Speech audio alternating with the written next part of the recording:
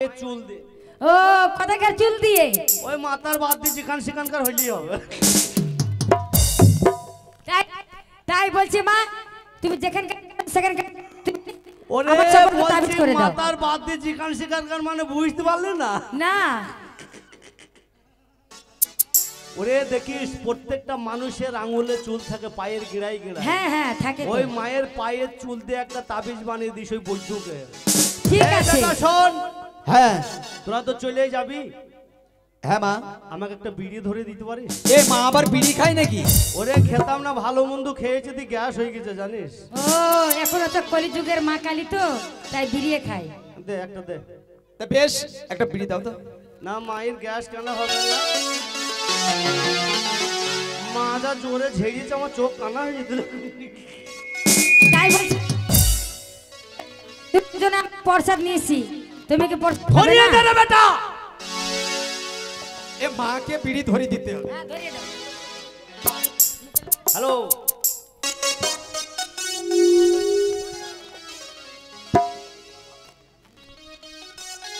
দে নিষ্কা ডাইন হাতে দে। শোন বেটা, তবে তোরা যখন বাইরে যাবি হ্যাঁ যেন দরজা বন্ধ করিস না। কেন মা?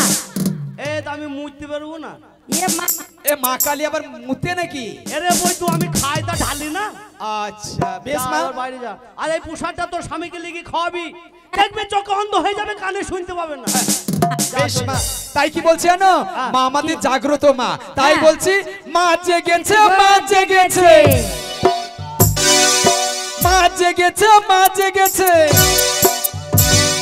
মা জেগেছে, মা জেগেছে। এই শুনো, এইভাবে কেন কেন? মাকে আরেকবার করতে হবে তো। বেশ, আর প্রণাম করবো না। আর করবো না? ঠিক আছে চলো।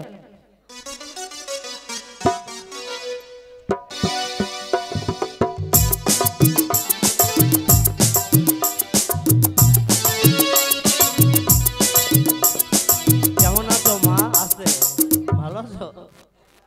দিকা হে পহলি বার মায়ের সাজন কে আঁখে মে প্যার।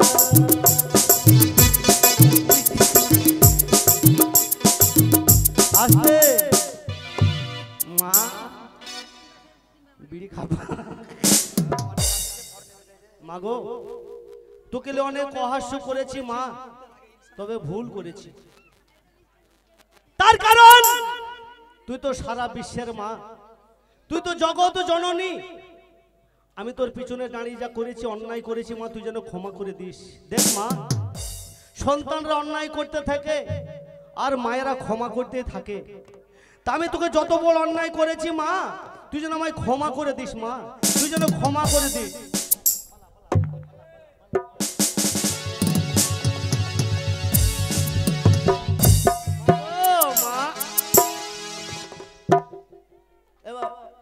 মা গেল কোথায়? মা কোথায় গেল? না না, মায়ের ওপরে যে ঝড় বয়ে গেল। মা তুই যে তার দিন দশে কালি করিস মা, তোকে ভ্যালোরে ভর্তি হইতে হবে। তোর মাজা থাকবি না, তুই তো এমনি পলকানু মাজা। তোর মা আসবে না। এই আমি এখানে গল্প করছি, আমি তাড়াতাড়ি বাড়ি যাই, নাহলে গিন্নির কাছে ধরা পড়ে।